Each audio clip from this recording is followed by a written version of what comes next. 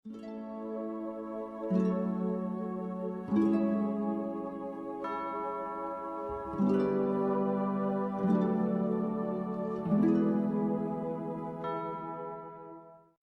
terkasih, setiap anak Tuhan adalah hamba Tuhan atau pelayan Tuhan yang ditempatkan di berbagai posisi dan situasi kehidupan. Ada yang Tuhan tempatkan di tengah-tengah gereja, menjadi rohaniwan, menjadi penatua, menjadi pengurus. Ada yang ditempatkan di tengah-tengah satu keluarga, jadi seorang ibu rumah tangga, menjadi seorang ayah, menjadi seorang anak, orang tua. Ada yang ditempatkan sebagai seorang pegawai, seorang pekerja di tengah-tengah tempat usaha.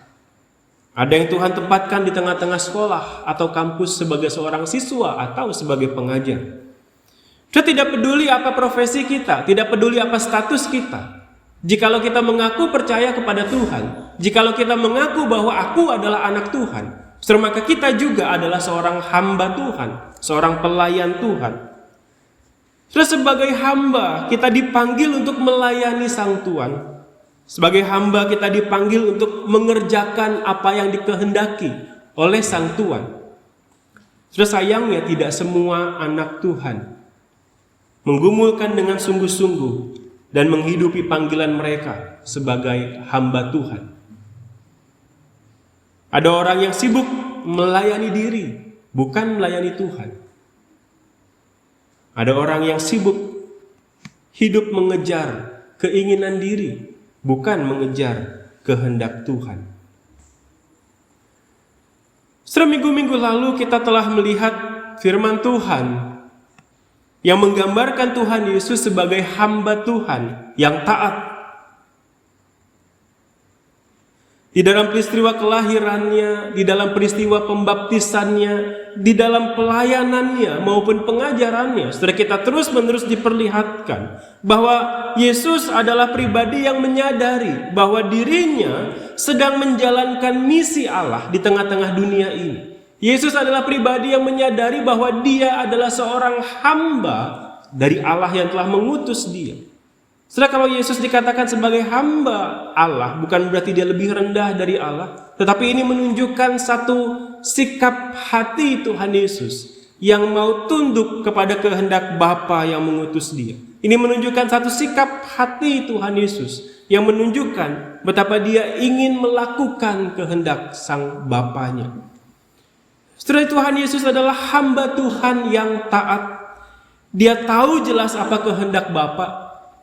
Dia siap untuk tunduk kepada kehendak Bapa. Setelah minggu ini kita akan melihat seorang hamba Tuhan yang lain, Yunus, tetapi berbeda dengan Yesus. Yunus bukanlah seorang hamba yang taat. Setelah kisah Yunus memperlihatkan bagaimana Yunus sekalipun dia menerima panggilan Allah dengan jelas, pergilah ke Niniwe karena kejahatan mereka sudah sampai kepadaku, kata Tuhan. Sekalipun dia menerima panggilan itu dengan begitu jelas, Yunus memilih untuk mengabaikan Allah yang memanggil dia. Yunus memilih untuk lari dari Tuhan. Setelah melalui kisah Yunus ini kita akan melihat bahwa salah satu ciri seorang hamba yang taat adalah hamba yang mau hidup dekat dengan Tuhannya. Mari kita memperhatikan apa yang dilakukan Yunus setelah dia menerima panggilan Tuhan. Sudah kita melihat di ayat yang ketiga dan di ayat yang kelima. Ayat 3 di sana dikatakan, tetapi Yunus bersiap untuk melarikan diri ke Tarsis jauh dari hadapan Tuhan. Ia pergi ke Yafo dan mendapat di sana sebuah kapal yang akan berangkat ke Tarsis. Ia membayar biaya perjalanannya, lalu naik kapal itu untuk berlayar bersama-sama dengan mereka ke Tarsis, jauh dari hadapan Tuhan. Ayat yang kelima, awak kapal menjadi takut, masing-masing berteriak-teriak kepada Allahnya, dan mereka membuang ke dalam laut segala muatan kapal itu untuk meringankannya. Tetapi Yunus telah turun ke dalam ruang kapal yang paling bawah dan berbaring di situ, lalu tertidur dengan nyenyak. Dari dua ayat ini ada 4 kali kata turun yang diulang sebenarnya. Kita bisa lihat di ayat yang ketiga, Memang di dalam terjemahan Indonesia tidak kelihatan, tetapi di dalam bahasa aslinya, saudara, di ayat ketiga ini ada 2 kali kata turun. Ketika dikatakan ia pergi ke Yafo, saudara, di dalam bahasa aslinya menggunakan kata Yunus turun ke Yafo.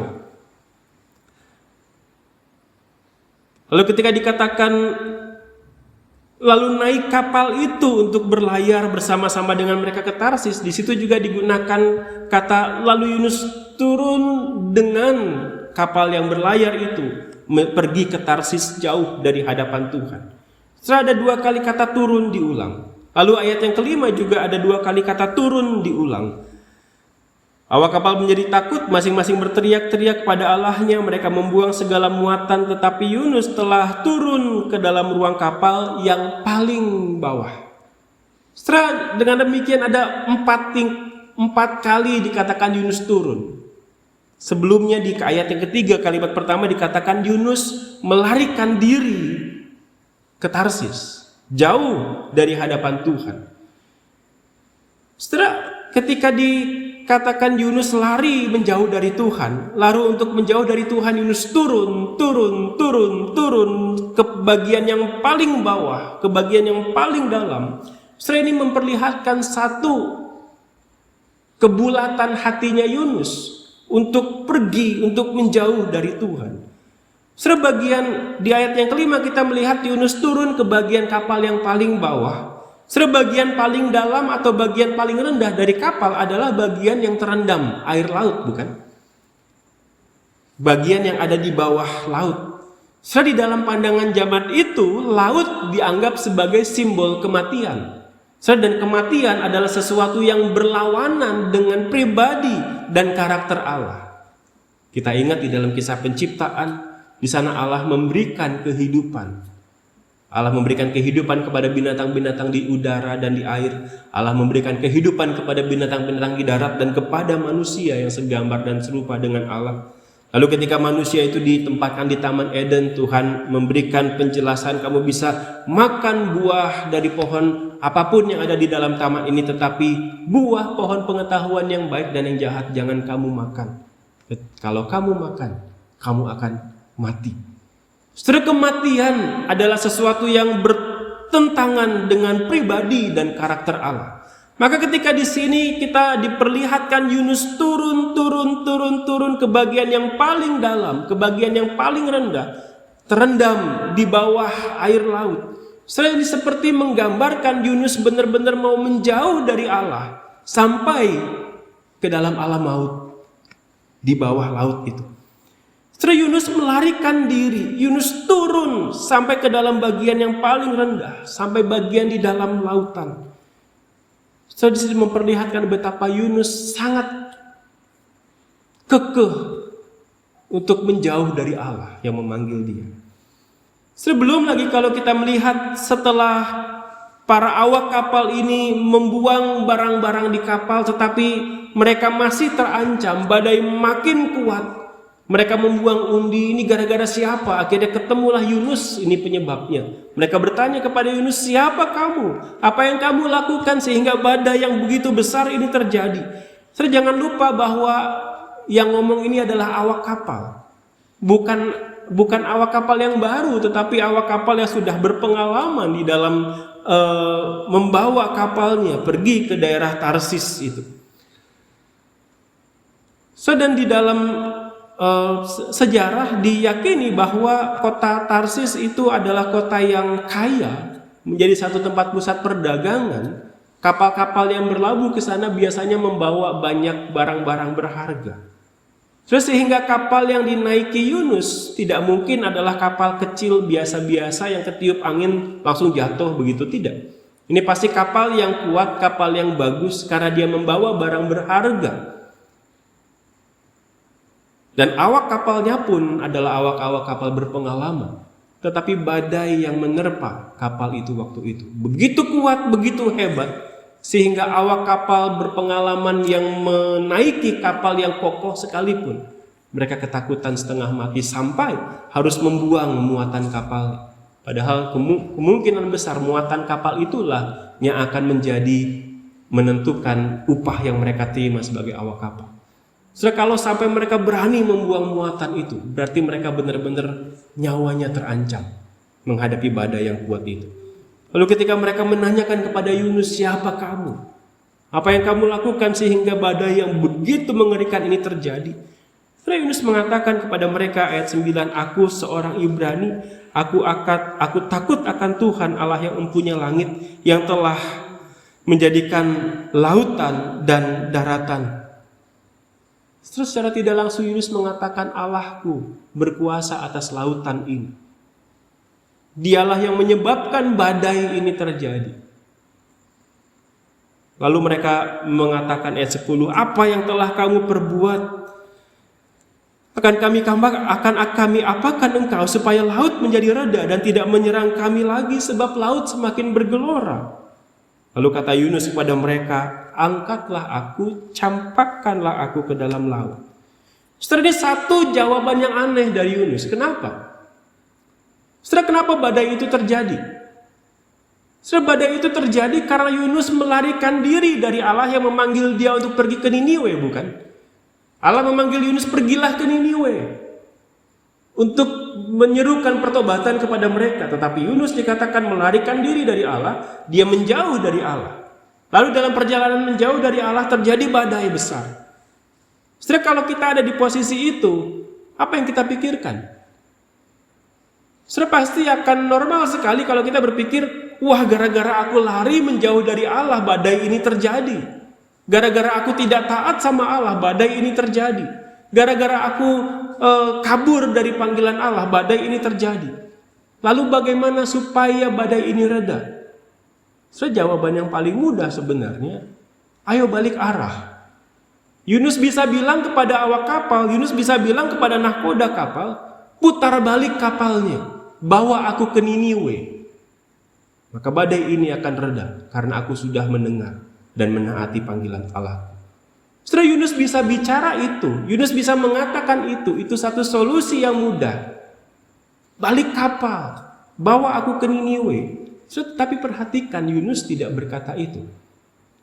Ketika nahkoda mengatakan, harus kami apakan engkau supaya badai ini berhenti? Yang Yunus katakan adalah, lempar aku ke dalam laut. Setelah begitu keras hatinya Yunus untuk tidak melakukan panggilan Allah. Lebih baik aku masuk ke dalam alam maut daripada aku pergi ke Niniwe. Itu kan yang mau dikatakan Yunus dengan mengatakan campakkan aku ke laut. Daripada aku pergi ke Niniwe untuk berkhotbah kepada mereka, lebih baik aku masuk ke dalam alam maut. Sudah menarik sebenarnya kalau kita dalami kenapa Yunus begitu antinya pergi ke Niniwe. Tapi mungkin itu akan kita bahas di lain yang waktu. Tetapi dari bagian ini sudah kita diperlihatkan betapa Yunus sungguh-sungguh mau lari menjauh dari Tuhan. Dia mendengar perintah Tuhan, dia mendengar panggilan Tuhan, dia tahu apa maunya Tuhan. Tetapi bukannya taat, dia justru lari menjauh dari Tuhan. Bukankah ini satu hal yang ironis? Seorang hamba Tuhan, seorang nabi Tuhan, seorang pelayan Tuhan, tetapi tidak mendekatkan diri kepada Tuhan, malah lari menjauhi tuannya. Setelah hamba yang taat adalah hamba yang terus mendekatkan diri kepada Tuhan. Ini jugalah yang dikatakan oleh Tuhan Yesus di Injil Yohanes. Mari kita melihat Yohanes 15. Kita baca ayat 4 dan 5. Yohanes 15 ayat 4 dan 5. Kenapa kita harus terus mendekat kepada Tuhan? Tuhan Yesus memberikan jawabannya. Yohanes 15 ayat 4 dan 5. Mari kita baca dua ayat ini bersama-sama. Saya mengajak Bapak Ibu yang di rumah juga untuk membuka Alkitabnya, kita membacakannya bersama-sama. Yohanes 15 ayat 4 dan 5. Mari kita baca bersama-sama 1, 2, 3. Tinggallah di dalam aku dan aku di dalam kamu. sama seperti ranting tidak dapat berbuah dari dirinya sendiri kalau ia tidak tinggal pada pokok anggur, demikian juga kamu tidak berbuah jikalau kamu tidak tinggal di dalam aku. Akulah pokok anggur dan kamulah ranting-rantingnya. Barang siapa tinggal di dalam aku dan aku di dalam dia, ia berbuah banyak, sebab di luar aku kamu tidak dapat berbuat apa-apa. Saudara, apa yang ditekankan oleh Tuhan Yesus di dua ayat ini? Tuhan Yesus mengatakan, tinggallah di dalam aku. Bukan sekedar mendekatlah, tetapi Tuhan katakan tinggallah di dalam aku. Menjadi satu bagian yang tidak terpisahkan dari si pokok anggur itu. Setelah ini yang Tuhan Yesus katakan, kenapa kita perlu tinggal di dalam dia? Karena di luar dia, di luar sang pokok anggur itu, kita tidak bisa berbuah. Ayat yang kelima, ayat yang keempat. Di luar pokok anggur itu, kita tidak dapat berbuat apa-apa. Ayat yang kelima. Dan Tuhan Yesus mengatakan, tinggallah di dalam aku, sebab di luar aku kamu tidak bisa berbuah. Tinggallah di dalam aku, sebab di luar aku kamu tidak bisa berbuat apa-apa.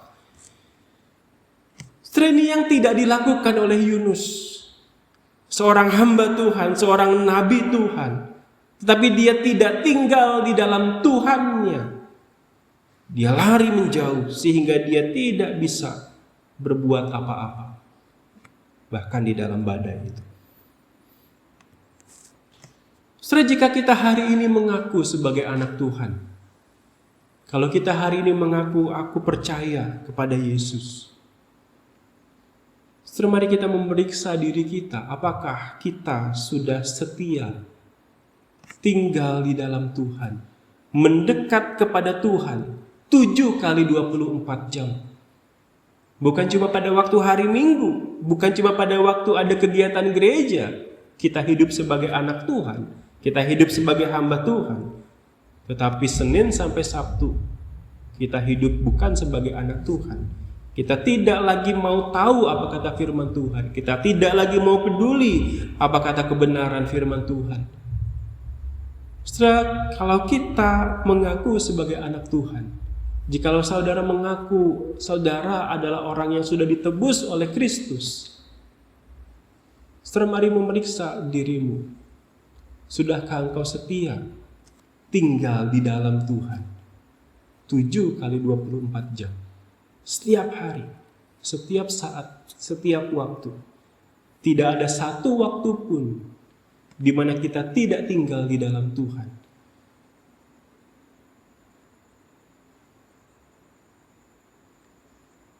Saudara, buaya dan ikan adalah dua binatang yang berbeda, jelas ya. Tetapi ada satu perbedaan penting yang berhubungan dengan pembahasan kita pagi ini dari buaya dan ikan.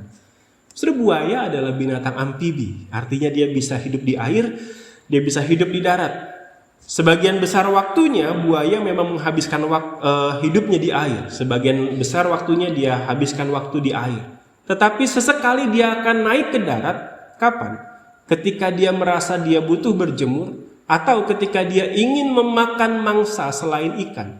Entah itu binatang darat, entah itu burung yang sedang mendarat di atas bebatuan atau sedang mendekat di air begitu ya. Buaya bisa keluar dari air ketika dia mau berjemur atau ketika dia ingin makan sesuatu yang lain selain ikan, melihat mangsa ada di darat. Sudah berbeda dengan ikan. Ikan bukan amfibi, ikan hewan air. Artinya di luar air ikan tidak bisa hidup. Selama ikan itu ada di dalam air, ikan itu bisa menjalani hidupnya dengan bebas. Setelah kalau kita mengibaratkan kerohanian kita seperti dua binatang ini, setelah apakah kita orang Kristen yang seperti buaya atau kita orang Kristen seperti ikan? Dari sifat yang tadi saya ambil dari buaya dan ikan. So, jangan sampai kita menjadi orang Kristen buaya. Kata buaya memang punya makna negatif ya Bapak Saudara ya. Ada buaya darat, ada buaya apa lagi? Itulah. Yang positif mungkin lidah buaya aja ya. tetapi biasanya negatif buaya ini. Termasuk juga jadi orang Kristen buaya. Orang Kristen buaya kayak apa? Kadang kita ada di dalam Tuhan, seperti buaya ada di dalam air. Tetapi ketika kita jenuh, ketika kita melihat sesuatu yang lebih menarik di luar sana, ketika kita merasa aku butuh hiburan yang lain, aku butuh sesuatu yang membuat diriku nyaman, seperti buaya yang mau berjemur, seperti buaya yang melihat ada kancil mungkin di darat yang sedang lengah, dia keluar dari air menerkam mangsanya yang lengah itu.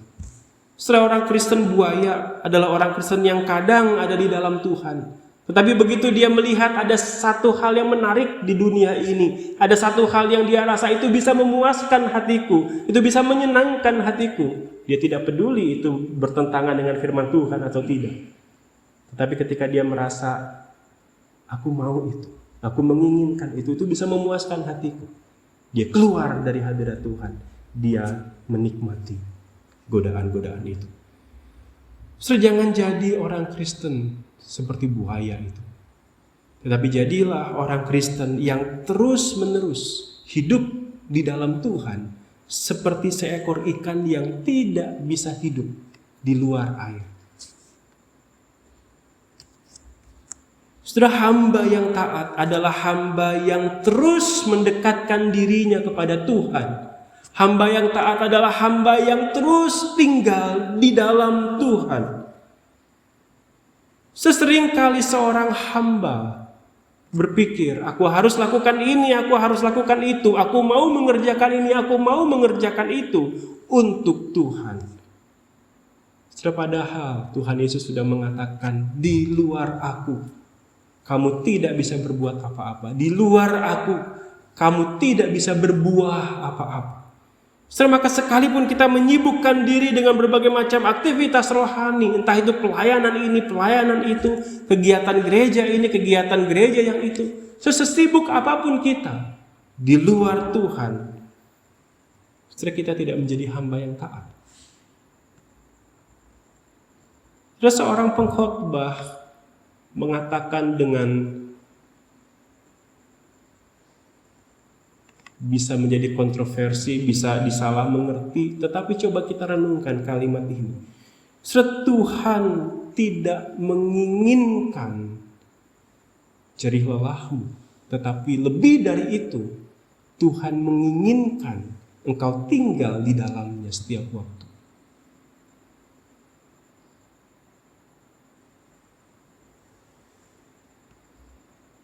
Apakah berarti kita tidak perlu melayani Tuhan? Apakah berarti kita tidak perlu berbuat baik? Apakah berarti kita tidak perlu ikut ibadah, baca Alkitab, berdoa, melakukan pelayanan kepada orang-orang yang membutuhkan? Saudara, bukan.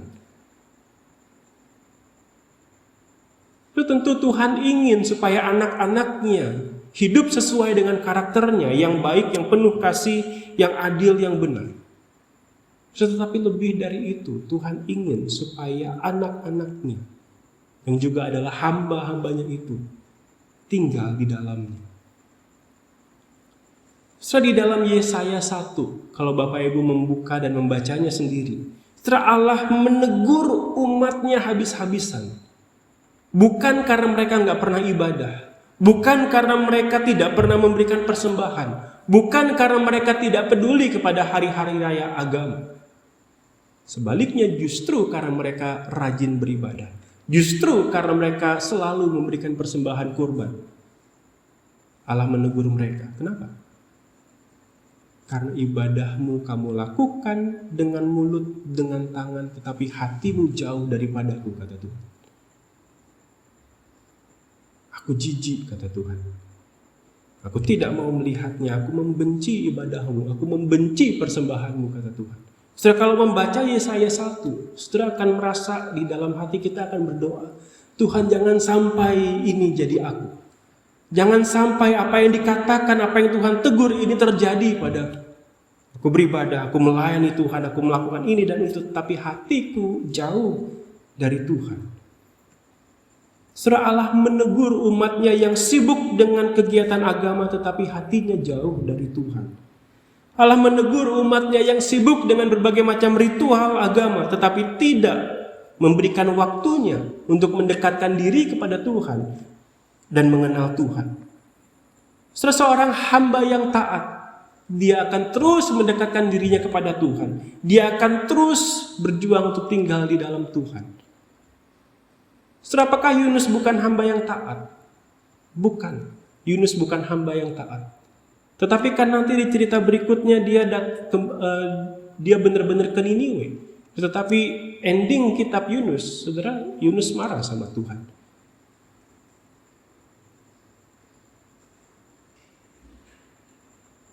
Biarlah Tuhan yang menilai Yunus. Tetapi hari ini, dari kisah Yunus, kita diajak untuk mengevaluasi hidup kita. Apakah kita seorang hamba yang taat? Apakah kita seorang anak Tuhan yang sungguh-sungguh hidup sebagai anaknya? Setelah tokoh Yunus menggambarkan kehidupan orang Kristen yang tidak selalu ada di atas, yang tidak selalu kerohaniannya ada di atas, tetapi yang naik turun. Kita tidak tahu bagaimana akhir hidup Yunus, tetapi kita yang akan menentukan bagaimana akhir hidup kita di dalam perjalanan kita sebagai hamba Tuhan yang Tuhan tempatkan di berbagai macam posisi dan situasi.